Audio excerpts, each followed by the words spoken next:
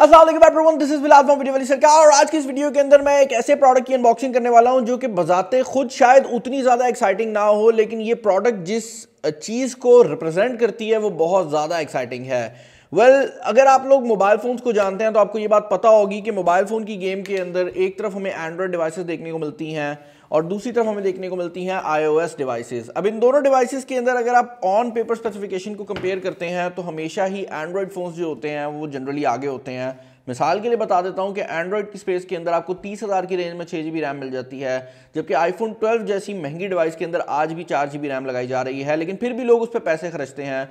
तो उसके पीछे रीज़न ये है कि वो जो 4 GB रैम है वो आईफोन 12 में जब लगाई जाती है तो उसकी ऑप्टिमाइजेशन इतनी अच्छी तरह से की गई होती है कि वो 4 GB बहुत ज़्यादा परफॉर्मेंस प्रोवाइड करती है। इनफैक्ट कुछ ऐसे फ़ोन जिनमें 12 GB रैम है उससे ज़्यादा परफॉर्मेंस हमें उस 4 GB से मिल जाती है, क्योंकि उसकी ऑप्टिमाइजेशन इतनी बेहतर की गई होती है। ये चीज़ हम मोबाइल फ़ोन्स में काफ़ी टाइम से देख रहे हैं और अब एप्पल ये चीज़ अपने लैपटॉप्स के अंदर भी लेकर आ रहा है। और जो लैपटॉप इस टाइम मेरे पास मौजूद है ये दुनिया का पहला लैपटॉप है जिसके अंदर एप्पल की M1 चिप लगाई गई है। इससे पहले एप्पल जो लैपटॉप्स बनाता है, जैसे मैं अपना ये अगर मैकबुक प्रो 16 इंच की बात करता हूँ तो इन लैपटॉप्स के अंदर इंटेल के चिपसेट्स लगाए जाते थे, यानी इनके अंदर जो प्रोसेसर होते थे वो वही प्रोसेसर होते थे जो हमें विंडोज़ कंप्यूटर में देखने को मिलते हैं। और यही वजह है कि आप किसी हद तक विंडोज़ और एप्पल के कंप्यूटर्स को आपस में कंपेयर कर सकते थे परफॉर्मेंस वाइज।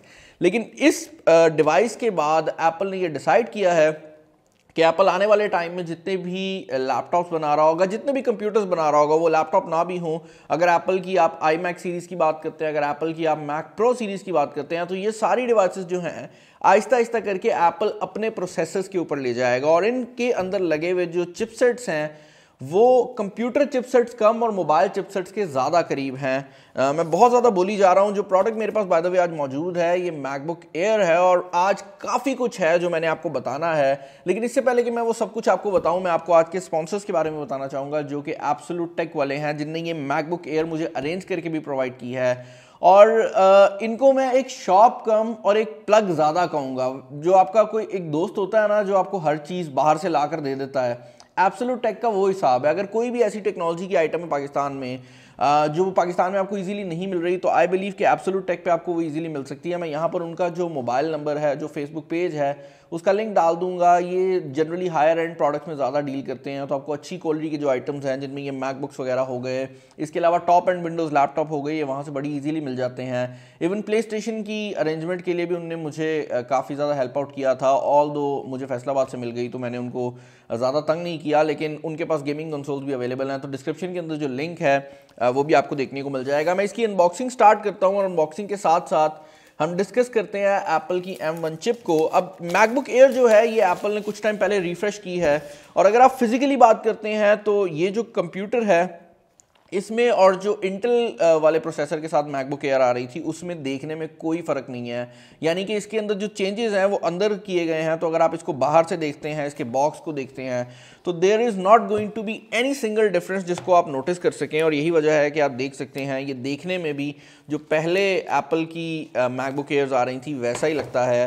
अनबॉक्सिंग एक्सपीरियंस काफ़ी ज़्यादा सिंपल है। आपको यहाँ पर एक type C to type C cable देखने को मिल जाती है और इंटरेस्टिंगली इसमें एप्पल ने करेज को शो नहीं किया। एप्पल ने यहाँ पर जो चार्जर है वो इंक्लूड किया है। अब इसके साथ आने वाला जो चार्जर है वो 30 वॉट्स का चार्जर है और ये USB टाइप सी वाला है। अच्छी बात यह है कि एप्पल के प्रोडक्ट्स के चार्जर्स इंटरनल कंपैटिबल हैं, तो मैं इसको ओपन नहीं करूँगा क्योंकि मेरे पास पहले से 96 वॉट वाला चार्जर ओपन हुआ है। जो बात है पेपर वर्क की वो ऐसे है भाई कि इसके अंदर अभी भी आपको 2 एप्पल स्टिकर्स मिल रहे हैं और उसके अलावा आपका जो टिपिकल पेपर वर्क है वो मौजूद है। And that is pretty much it for this unboxing. ये जो वेरिएंट मैं यहाँ पर अनबॉक्स कर रहा हूँ ये 8 GB रैम और 256 GB इंटरनल स्टोरेज वाला है। और एप्पल की अनबॉक्सिंग में कभी भी आपको किसी नाइफ़ की ज़रूरत नहीं पड़ती और आप देख सकते हैं यहाँ पर भी ऐसा ही है।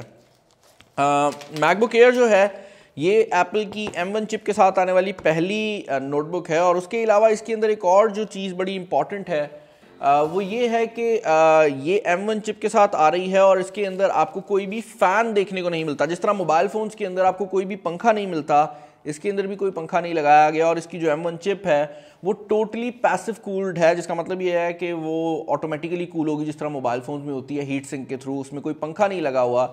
इसके अलावा M1 चिप के बारे में मैं ये चीज़ क्लियर कर दूं कि जनरली जब आप कोई भी कंप्यूटर खरीदते हैं, वो बेशक एप्पल के मैक्स हो या विंडोज़ का कंप्यूटर हो, तो ये क्या बोल रही है भाई? ओके, इसको चुप करा दिया मैंने। आप जब भी कोई भी कंप्यूटर खरीदते हैं तो जनरली उसके अंदर जो प्रोसेसर होता है वो सेपरेट होता है, जो जीपीयू होता है वो सेपरेट होता है, रैम मदरबोर्ड पे सेपरेटली लगाई गई होती है, और उसके अलावा आपके कंप्यूटर के अंदर जो बाकी कंपोनेंट्स होते हैं वो भी मदरबोर्ड पे सेपरेटली एज अ चिप लगाए गए होते हैं। लेकिन इस M1 चिप के साथ एप्पल ने SoC का जो कॉन्सेप्ट है, जो मोबाइल फोन्स में पहले से था, उसको इंट्रोड्यूस किया है। अब यहाँ पर एप्पल के बहुत ज़्यादा क्लेम्स हैं अपनी M1 चिप के रिलेटेड, और उनमें सबसे बड़ा क्लेम जो है वो आपकी बैटरी परफॉर्मेंस और उसके अलावा कंपैटिबिलिटी का होने वाला है। एप्पल ये क्लेम करता है कि इस लैपटॉप के अंदर सेम बैटरी साइज में, यानी कि मैकबुक एयर पहले भी आ रही थी उसके अंदर उतनी ही बैटरी लगाई गई थी, लेकिन सिर्फ प्रोसेसर के चेंज की वजह से एप्पल अब आपको डबल बैटरी लाइफ ऑफर कर रहा है, और अगर आप एप्पल की ऑप्टिमाइज्ड ऐप्स को यूज़ करते हैं तो शायद आपको उससे भी ज़्यादा परफॉर्मेंस मिल जाए। इसके अलावा अगर आप परफॉर्मेंस कंपैरिजन की बात करते हैं तो यार ये इतनी इंसेन परफॉर्मेंस प्रोवाइड कर रहा है कि कुछ रिव्यूअर्स को समझ भी नहीं आ रही कि वो इसको एग्जैक्टली किस तरह डिफाइन करें। उसकी रीज़न ये है कि मैकबुक एयर जो कि एप्पल की सबसे पतली नोटबुक है, लाइक लिटरली ये सबसे पतली नोटबुक आ जाती है इस टाइम पर, इसके अंदर जो चिपसेट लगा हुआ है वो ऑलमोस्ट उतनी परफॉर्मेंस प्रोवाइड कर रहा है जितनी आपको एप्पल की मैकबुक प्रोज में देखने को मिलती है। और अगर आप एप्पल के टॉप एंड मैकबुक से इसको कंपेयर करते हैं तो इसकी परफॉर्मेंस किसी हद तक कंपैरेबल है, जो कि एक इंसेन चीज़ है, और आप लोग कभी भी एक्सपेक्ट नहीं करेंगे कि सिर्फ एक जनरेशन के फ़र्क से इतनी ज़्यादा परफॉर्मेंस एप्पल इसके अंदर प्रोवाइड कर सकेगा। और यही वजह है कि M1 चिप जो है उसको सारे रिव्यूअर्स एक बहुत बड़ा लीप कह रहे हैं। अब मैंने इस लैपटॉप को सेटअप कर लिया है, और सबसे पहली चीज़ जो कि आप नोटिस करेंगे वो ये है कि इस लैपटॉप के अंदर जो ऑपरेटिंग सिस्टम है वो मैक OS बिग सर है। अब इस लैपटॉप के अंदर सिर्फ ये चेंजेस नहीं किए गए कि इसके अंदर एप्पल ने इंटेल को फारग कराकर अपने चिपसेट्स लगा दिए हैं। इस लैपटॉप का एक और बहुत बड़ा डिफरेंस ये भी है कि ये ARM आर्किटेक्चर के ऊपर बेस्ड है, जिसका मतलब ये है कि ये वही आर्किटेक्चर है जिसके ऊपर आपके मोबाइल फ़ोन्स काम करते हैं, बेशक वो एंड्रॉयड फ़ोन्स हो, बेशक वो एप्पल की डिवाइसेस हों। और यही वजह है कि ये जो लैपटॉप है ये नेटिवली iOS और iPad की जो एप्लीकेशंस है वो भी चला सकता है, जिसका बेसिकली मतलब ये है कि इन फ्यूचर अगर एक डेवलपर iPad के लिए या iPhone के लिए कोई सॉफ्टवेयर बनाता है तो उसको आप टेक्निकली अपने लैपटॉप के ऊपर भी चला सकेंगे। और ये एक बहुत बड़ा एडवांटेज है, क्योंकि इससे पहले मैक की जो एप्लीकेशंस थी वो सेपरेट बनाई जाती थी। लेकिन इसका एक डिसएडवांटेज जो कि इस टाइम पर आपको देखने को मिलेगा वो ये है कि ऐसी सारी एप्लीकेशंस जो कि इंटेल बेस्ड कंप्यूटर्स के लिए पहले बनाई गई थी, यानी कि अगर मेरे मैकबुक 16 इंच वाले के लिए बनाई गई थी, तो वो सारी जो एप्लीकेशंस हैं अब वो एप्लीकेशंस इसके ऊपर एमुलेशन के थ्रू चलेंगी, जिसका मतलब ये है कि वो डायरेक्टली नेटिवली नहीं चलेंगी। एप्पल ने सॉफ्टवेयर की ट्रिकरी यूज़ करके उसको चलाया है, और उनमें जो परफॉर्मेंस है वो शायद आपको उतनी बेहतर ना मिले जितनी आपको ऑप्टिमाइज्ड ऐप्स में देखने को मिल रही है। तो ये एक ट्रांजिशन का प्रोसेस है। अब नेटिव एप्लीकेशंस जो हैं जिसमें सफारी आ जाता है, फाइनल कट आ जाता है, एप्पल की जितनी भी सॉफ्टवेयर्स हैं वो सारी सॉफ्टवेयर्स ऐसी सॉफ्टवेयर्स हैं जो नेटिवली इस पर चलेंगी, और उनको एप्पल ऑलरेडी अपडेट कर चुका है। और जो डेवलपर्स हैं वो आहिस्ता आहिस्ता करके डिफरेंट एप्लीकेशंस को अपडेट भी कर रहे हैं। लेकिन अभी के लिए ये एक ट्रांजिशन का प्रोसेस है, और आप हर एप्लीकेशन के बारे में नहीं कह सकते कि वो इस पर मुकम्मल फुल फ्लैज चलेगी। ऑल दो यहाँ पर ऐसा भी नहीं है कि कोई एप्लीकेशन मुकम्मल काम करना छोड़ देगी। हाँ, परफॉर्मेंस के अंदर आपको डेफिनेटली जो डिफरेंस है वो देखने को मिल सकता है। अब जैसा मैं आपको बता चुका हूँ कि मैकबुक एयर के अंदर M1 चिप लगाई गई है जो कि मोबाइल फ़ोन से काफ़ी ज़्यादा रिलेटेड है, तो iOS ऐप्स इसके ऊपर चल जाती हैं, ये तो मैं आपको बता चुका हूँ। लेकिन जिस तरह आईफोन्स के ऊपर आप आईफोन का बटन ऑन करते हैं और उसकी स्क्रीन ऑन हो जाती है, वेल यहाँ पर भी अब स्मार्ट वेकअप ऑन कर दिया गया है, जिसका मतलब ये है कि जैसे ही आप स्क्रीन ऑन करेंगे ये बिल्कुल टाइम नहीं लेगा, इसकी जो स्क्रीन है वो ऑन हो जाएगी। तो जनरल केसेस के अंदर जहाँ पर आपका लैपटॉप थोड़ा सा टाइम लेता है लोड होने में, वो टाइम ये नहीं लेगा, क्योंकि इसके अंदर जो ऑप्टिमाइजेशंस हैं वो काफ़ी हद तक वैसे ही की गई हैं जिस तरह आपको iPad के ऊपर या आईफोन्स पे मिल रही होती हैं। और जिस तरह मोबाइल फ़ोन्स के अंदर हमें बहुत ज़्यादा अच्छी परफॉर्मेंस मिल रही है और बैटरी लाइफ भी बहुत कमाल है, तो यहाँ पर भी आप वही चीज़ें एक्सपेक्ट कर सकते हैं। तो मोर और लेस आप ऐसा समझ सकते हैं कि उनने आईफोन के अंदर जो प्रोसेसर बनाया था उसको बड़ा बनाया है, उसको बेहतर बनाया है और उसको एक लैपटॉप में लगा दिया है। और अब ये जो लैपटॉप है आप इसको ऐसे समझ सकते हैं कि इसके अंदर एक लेटेस्ट मॉडल का आईफोन लगा हुआ है जिसको कीबोर्ड और स्क्रीन लगा दी गई है। इससे ज़्यादा आसान अल्फाज में आई थिंक मैं M1 को एक्सप्लेन नहीं कर सकूंगा।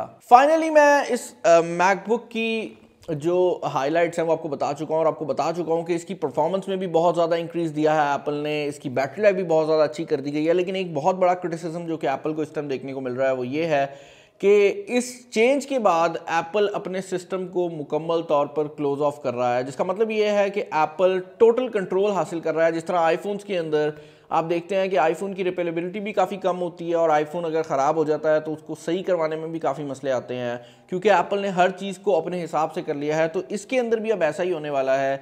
यहाँ पर क्योंकि बाहर मैन्युफैक्चरर्स के दूसरे पार्ट्स कम यूज़ किए जा रहे हैं तो इसकी रिपेलेबिलिटी में भी काफ़ी मसला आएगा, और लेट्स से कि अगर कोई भी इशू आ जाता है तो आपको एप्पल के पीछे भागना पड़ेगा कि वो इसको रिपेयर करें, और टोटल कंट्रोल एप्पल के पास होगा। आप कोई कंपैरिजन नहीं बना सकते कि भाई ये परफॉर्मेंस अच्छी प्रोवाइड कर रहा है या बुरी प्रोवाइड कर रहा है। ये उसी तरह ही है जिस तरह आप एंड्रॉयड फ़ोन्स को अब आईफोन्स के साथ कंपेयर नहीं कर सकते, क्योंकि ऑन पेपर हमेशा एंड्रॉयड जीतता है और आईफोन एक्चुअल लाइफ में जीत जाते हैं। तो ये जो सिचुएशन है अब काफ़ी हद तक मोबाइल फ़ोन्स वाली होने वाली है। लेकिन अभी के लिए मैं ये कहूँगा कि अगर आप एक ऐसा बंदा है जो कि पहले से एप्पल के मैकबुक्स की हो या मैक को यूज़ कर रहा है, तो आई बिलीव कि अभी आपको शिफ्ट नहीं करना चाहिए। आपको वेट करना चाहिए कि ये जो ट्रांजिशन पीरियड है जहाँ पर सारी एप्लीकेशंस अपडेट हो रही हैं वो गुजर जाए। लेकिन अगर आप एक ऐसा बंदा है जो कि मैकबुक इसलिए ख़रीद रहे थे कि उसने इंटरनेट के ऊपर वीडियोस देखनी होती हैं, ईमेल्स करनी होती हैं, ऑफिस वगैरह यूज़ करना होता है, तो आई बिलीव कि ये जो M1 चिप के साथ आने वाले मैक्स हैं ये मच बेटर ऑप्शन हो सकते हैं इंटेल वाले प्रोसेसर्स के साथ। तो आई बिलीव कि अगर आप वो वाला बंदा है जिसका एक रेगुलर सेट फ्लो नहीं है और वो अपने मैक्स को डेली टास्क के लिए यूज़ करता है, तो आई थिंक जो M1 मैक्स हैं वो आपके लिए ज़्यादा बेटर ऑप्शन हो सकते हैं। मैं इसका कोई पर्टिकुलर रिव्यू इसलिए नहीं कर रहा क्योंकि ये जो वीडियो है ये मैकबुक एयर के रिलेटेड कम और मैक के रिलेटेड, मैक की जो M1 चिप है उसके रिलेटेड ज़्यादा है। मुझे कमेंट्स में बताइएगा कि इसके रिलेटेड आपके क्या ओपिनियंस हैं। अभी के लिए इसकी जो प्राइस टैग है वो 190 से लेकर 2 लाख के करीब है, 8 GB रैम और 256 GB स्टोरेज वाले वेरिएंट की। लेकिन इसकी जो प्राइस है वो काफ़ी कम हो रही होती हैं, तो just don't take my word for it. Description में आपको लिंक मिल जाएगा, आप एब्सोल्यूट टेक को कॉल करके उनसे भी जो प्राइसेस है वो कंफर्म कर सकते हैं। चैनल पर नए हो चैनल को सब्सक्राइब कर लीजिएगा, वीडियो को लाइक कर दीजिएगा, दोस्तों के साथ शेयर कर दीजिएगा। इस वीडियो में इतना ही। This is Bilal signing off. Allah हाफिज़।